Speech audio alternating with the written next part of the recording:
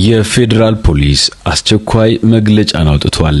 ከባህልና ስነ ምግባር ያፈነገጡ አለባበሶች ተያዙ። የኢትዮጵያ ፌዴራል ፖሊስ በቅርቡ በሶስተኛው የጂ ፓወር ቲክቶክ ክሬቲቭ አዋርድ ላይ በህዝብ ፊትና በቴሌቪዥን ቀጥታ ስርጭት ላይ ከሀገሪቱ ባህልና መልካም ስነ ምግባር ያፈነገጠ ሰውነትን የገለጠ አስነዋሪ አለባበስ ለብሰው የታዩ ተጠርጣሪዎች ላይ ምርመራ መጀመሩን አስታውቋል። ፖሊስ ክስተቱ ከህዝብ ዘንድ ከፍተኛ ተቃውሞን ማስተናገዱን ተከትሎ ወዲያውኑ በክሱ የተጠረጠሩ ግለሰቦች ከዝግጅቱ አቀናባሪዎችና ስፖንሰሮች ጋር በቁጥጥር ስር ውሏል። በተለይም ምርመራ የተጀመረባቸው ተጠርጣሪዎች ወንጌላዊት ገብረ እንድሪያስ በርሄ፣ በረከት ጸጋዬ ጅፋር፣ መቅደም ደረጀ መንግስቱ፣ ግሩም ገዛኸኝ ቀጨኔ፣ ዮሐንስ መኮንን ኃይለ ማርያም ናቸው። የፌዴራል ፖሊስ ባወጣው መግለጫ ከህብረተሰቡ ባህልና እሴት ያፈነገጡ አለባበሶችና መጤ ባህሎች ተስፋፍተው በትውልዱ ላይ አሉታዊ ተጽዕኖ እንዳይፈጥሩ የህግ ተጠያቂነትን ለማረጋገጥ ምርመራውን አጠናክሮ እንደሚቀጥል አሳስቧል። ባህልና እሴትን ያላከበሩ ድርጊቶች አንድም ተቀባይነት የላቸውም ሲል በመግለጫው ላይ ተነግሯል። በጣም ብዙ ሴት ልጆች አልቅሰዋል፣ ተዋርደዋል፣ ገንዘባቸውንም ተበልተዋል። በደንብ ነገሩ ሲጣራ ወደ ሴክሹዋል ስሌቨሪ የሚሄድ ድርጊትም ነው። የህግ አካላት በቀላሉ ሊያዩት አይገባም። እኔ በዚህ ጉዳይ ሪፖርት ካደረኩ ሰነባብቻለሁ። እንኳንም ተያዘ። ፍትህ ለሴት እህቶቻችን። ይህንን ያለው የፊልም ባለሙያው ሰምሆን ይስማው ነው። አደገኛው አጥማጅ መኳንንት ምስጋናው ስማቸውን ተጠቅሞ ወንጀል ከተሰራባቸው ታዋቂ ከያንያን መሃል ሰምሆን ይስማው ድምጹን አሰምቷል። መኳንንት ምስጋናው ተድላ የተባለው ግለሰብ በፌዴራል ፖሊስ ድንበር ተሻጋሪ ህገወጥ የሰዎች ዝውውር ለ2 ዓመት ያህል የሚፈለግ ሰው ነው። እኔም ከተጎጆቹ መካከል ነኝ። 3 ዓመት እድሜን በልቶብኛል፣ ገንዘቤን በላኝ፣ ከስራዬ አፈናቀለኝ፣ ብቻ ህይወቴን ነጥቆኛል። ተጠርጥሮ መያዙን ለአዲስ አበባ ፌዴራል ፖሊስ ወንጀል ምርመራ ቡድን ማሳወቅ የሚቻልበት መንገድ ካለ አሳውቅልን እባክህ፣ እግዚአብሔር ይስጥልን። ይህንን ደግሞ ያለችው ሌላው በዚሁ ዙሪያ ተበዳይ የሆነች ሰው ናት። ባደገኛው አጥማጅ መኳንንት ምስጋናው የተጨበረበሩ ሰዎች ከነ ማስረጃቸው በገፍ እየመጡ ነው። በጣም አስገራሚ ታሪኮችና አሳዛኝ ኪሳራዎችን እየሰማን ነው ሲል ያሬድ ሹመቴ በተከታታይ በሚያወጣቸው ገጾቹ እየተናገረ ነው። ለመሆኑ ይህ ሁሉ የተባለለት አደገኛው አጥማጅ ማን ነው? አደገኛው አጥማጅ በኃይለኛ የማጭበርበር ስልቶች የተቀናጀው ወንጀል ሰለባዎቹን ማጥመድ የሚጀምረው እንደዚህ ነው። ወደ ፊልም ትወና ሙያ ለመግባት የሚፈልጉ በርካታ በተለይም ሴቶች በዚህ ወጥመድ ተጠልፈው ከህልማቸው ተጨናግፈዋል፣ ገንዘባቸውን ተዘርፈዋል፣ አካላቸው ለአስገዳጅ ወሲብ ቅሌት ተዳርጓል፣ ክብራቸው ተገፎ በተያዘባቸው መረጃ የእርቃን ኖራቸው መያዣ ተደርጎባቸዋል። ያንዷን ሰለባ ታሪክ ብቻ እንደ ማሳያ ተመልከቱ። ሰላማዊት ትባላለች። ስሟ በርግጥ ለዚህ ዘገባ ሲባል ተቀይሯል። ወደ ፊልም ትወና ጥበብ መግባት በእጅጉ ትመኝ ነበር። በአንድ ወቅት ታዲያ ያገኘችው የተዋናያን ምልመላ ጥሪ ካስቲንግ ኮል ትኩረቷን ሳበው። በዲኤስቲቪና በሌሎችም በርካታ ዓለም አቀፍ መድረኮች ላይ የሚቀርቡ ኢንተርናሽናል ፊልሞች ላይ የሚያሰራ ተዋናዮችን የሚመለምል የቴሌግራም ግሩፕ አገኘች። የተወሰነ ጥርጣሬ ቢያድርባትም ቅሉ በሂደት መርምሬ ገባበታለሁ በማለት ጥሪውን ተቀብላ ለሙከራ ተቀላቀለች። በቴሌግራም ቡድኑ ላይ የወጣውን ማስታወቂያና ለመመረጥ የሚያበቁ መስፈርቶችን አሟልታ ማመልከቻዋን አቀረበች። ከአጭር ጊዜ ውስጥ የእንኳን ደስ አለሽ መልእክት ደረሳት። የመጀመሪያውን ዙር ማጣሪያ ማለፏ ይነገራትና አማካሪ ተደርገው ከተመደቡ ሙያተኞች መካከል የተመቻትን ሰው እንድትመርጥ እድል ተሰጣት። ሰምሆን ይስማው፣ እድል ወርቅ ጣሰውና ሌሎችም ዕውቅ ባለሙያዎች በዚህ ቴሌግራም ቡድን ውስጥ በስማቸው የወጡ ሐሰተኛ አካውንቶች ተደርድረው ታዩ። ሰላማዊት ዕውቁን የሲኒማ ዳይሬክተር ሰምሆን ይስማውን አማካሪው አድርጋ መረጠች። በተቀመጠው አድራሻም እሱን መምረጧን ገልጻ መልእክት ላከች። አደገኛው አጥማጅ ታዲያ ራሱ ባዘጋጀው ሐሰተኛ ማንነት ሰው መሆንን ሆኖ በቴሌግራም ቻናል መተወኑን ይቀጥላል። ለጻፈችውም ጥያቄ አፋጣኝ መልስ ይጽፍላታል።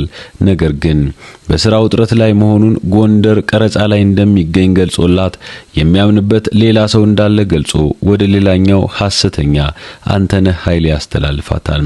ሰላማዊት ሐሰተኛውን ሰው መሆን አመስግና ወደ ሌላኛው አንተነህ ኃይሌ ሌላ ጽሑፍ ትልካለች።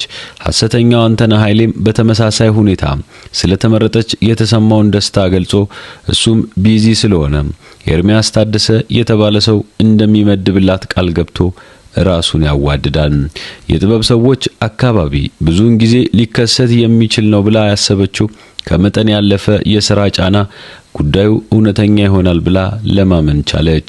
ኤርሚያስ ታደሰ የተባለው ሌላኛው ሐሰተኛ ሰው ጋር ተጻጽፋ ወደ መደዋወል ስትደርስ አደገኛው አጥማጅ ራሱ በአካል ብቅ አለ። እሱም በተመሳሳይ ሁኔታ ለ2-3 ቀናት ስራ እንደሚበዛበት ገልጾ ከዚያ በኋላ ግን በአካል ተገናኝተው እንደሚማከሩ ገለጸላት። ምስኪኗ ሰላማዊት እነዚያን 2 ቀናት ታግሳ በተደጋጋሚ ጭቅጨቃ በአካል ሊገናኙ ተቀጣጠሩ። አጥማጁ ዘመናዊ መኪናውን ይዞ ሸራተን ሆቴል ቀጠሮ ያገኛታል። ስለ ዝርዝሩ ይማከራሉ። ይበጃታል የሚለውን ምክር ለግሶ እስከ መኖሪያ ቤቷ ድረስ በመኪና ሸኛት። የተለገሳት ምክር ደግሞ ምን ማድረግ እንዳለባት በአማካሪነት ከተዘረዘሩት ታዋቂ ሰዎች መሃል ዕውቅ ሴት ተዋናኞች እንድታማክርና ምን እንደሚሏት መልሳ እንድትነግረው ነበር። ሰላማዊት ሩታ መንግስታብን ምርጫው አደረገች። ሐሰተኛዋ ሩታ መንግስታብ ጋር ተጻጽፋ ምክር ተለገሰች።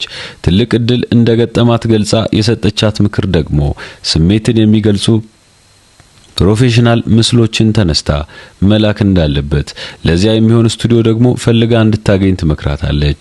ሰላማዊት ይረዳኛል ብላ ወደ አሰበችው ኤርሚያስ ታደሰ የተመከረችውን ይዛ ተመለሰች። ስቱዲዮንም እንደሚያዘጋጅ እሱ ራሱም እንደሚሰራላት የሥራ ጫና ግን እንደሚበዛበት ገልጾ 200 ሺህ ብር ገደማ እንደሚፈጃ ሳውቃትና ተለያዩ። ሰላማዊት ቀብድ 50 ሺህ ብር ታዘጋጅና ትልክለታለች። 2 ቀናት ያህል ይቆይና በጣም ቢዚ ስለሆንኩ የሰው ገንዘብ እጄ ላይ እንዲቆይ አልፈልግም ብሎ የላከችለትን ብር መልሶ ወደ አካውንቱ ያስገባዋል። ገንዘብ ካገኘ በኋላ የሚመልስ ሌባ መቼስ አይኖርም ብላ ያሰበችው ሰላማዊት በገጠማት እድል ታማኒነት ምንም አይነት ጥርጣሬ እንዳያድርባት ሆና እርግጠኛ ትሆናለች። ከጥቂት ቀናት በኋላ ተመልሶ በቃ እንስራው አሁን ነፃ ነኝ ይላትና ሙሉ ብሩን እንድትልከው ሲገልጽላት 200 ሺህ ብሩን ወዲያውኑ ለመላክ አላቅማማችም። አጥማጁ በዚህ አይነት ሁኔታ ሰላማዊት ጋር በፈጠረው ቅርበት ሆቴል ይዞ መኝታ ቤት ውስጥ እርቃኗን ፎቶ ማንሳት የሚያስችለውን እድል አገኘ። በአካል ተገናኝተው በመኪናው ወደ ቤቷ በሚሸኛት ወቅት በፊልም ትወናው ላይ የጦር መሳሪያ ትዕይንት ስላለው እስኪ ሽጉጥ አያያዝሽልዮ ብሎ እውነተኛ ሽጉጥ እጇ ላይ ያስቀምጥላታል። ይህ ሁሉ ተግባር በኋላ ለሚፈጠሩ ሁኔታዎች የሴራው አካል ነበር። እንዲህ ባሉ ስልቶች በርካታ ሴቶችን ክብራቸው ተላልፎ አካላቸውን አነውሮ ገንዘባቸውን ከበላ በኋላ የውሃ ሽታ ሆኖ ይሰወራል። እጁ ላይ ያሉት የርቃን ምስሎችና ቪዲዮዎች ወደ አደባባይ እንዳይወጡ መኖሪያ ቤታቸውን ማወቁና የጦር መሳሪያ የታጠቀ መሆኑ ደግሞ የደህንነት ስጋት ላይ ስለሚጥላቸው ውሾን ያነሳ ውሾ ይሁን ተብሎ እንደተበሉ መቅረት ይሆናል። ይገጠመኝ ከአንዲት ሴት አልፎ በበርካታ ሴቶች ላይ በተደጋጋሚ ተከስቷል። ሰላማዊት ካደገኛው አጥማጅ ጋር ወሲባዊ ሁኔታ ውስጥ ለመግባት የሚያስገድድ ሁኔታ ይገጥማታል። ወደ ቀጠራት ሆቴል የመሄድ ፍላጎትም ታጣለች። ጥርጣሬዋ ያገረሽባትና የሰው መሆኑን እውነተኛ አድራሻ አፈላልጋ ታገኘዋለች። የሆነውን በሙሉ ስትነግረው ጉዳዩ ሐሰተኛ መሆኑን ከመንገር አልፎ ጉዳዩ በአስቸኳይ በሕግ መያዝ እንደሚገባው ያሳምናታል። በዚህ ጊዜ ነበር ሆቴል የቀጠራትን አደገኛ አጥማጅ ጥሪ ተቀብላ አካባቢው በፖሊስ አባላት የተከበበው። አደገኛው አጥማጅ በፖሊስ ቁጥጥር ስር ዋለ። በቦሌ ክፍለ ከተማ ስር የሚገኘው አደይ አበባ ፖሊስ ጣቢያ በቁጥጥር ስር ዋለው አደገኛ አጥማጅ ማንነትም ታወቀ። መኳንንት ምስጋናው ተድላ ይባላል። እሱ በቁጥጥር ስር ከዋለ በኋላ ግን በዚህ ታላቅ ወንጀል ውስጥ ከአንድ በላይ ተዋናዮች ሊኖሩ እንደሚችሉ የሚያሳውቅ ፍንጭ ተገኘ። የቴሌግራም ቡድኑ ውስጥ የነበሩት የታዋቂ ሰዎች ስም ዝርዝር በሙሉ ተሰረዘ። ሌሎች መረጃዎችንም የሚሰውሩ በርካታ ለውጦች ተደረጉ።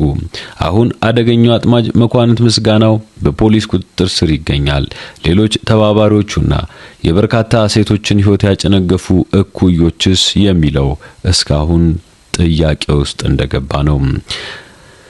መቼም በዚህ ሁኔታ ብዙ ሴቶች ከፍተኛ የሚባል ወንጀል ተፈጽሞባቸዋል። በጣም የሚደንቅና የሚገርም ነው። ሀገራችን ወዴት እየሄደች እንደሆነ በፍጹም ልባችሁ ጸልዩ። እጅግ የሚያሳዝኑና የሚቀፉ ጉዳዮችን በየቀኑ እየሰማን ነውና ሰላም ለሀገራችን ይሁን፣ ሰላም ለሁላችን ይሁን። ቻው።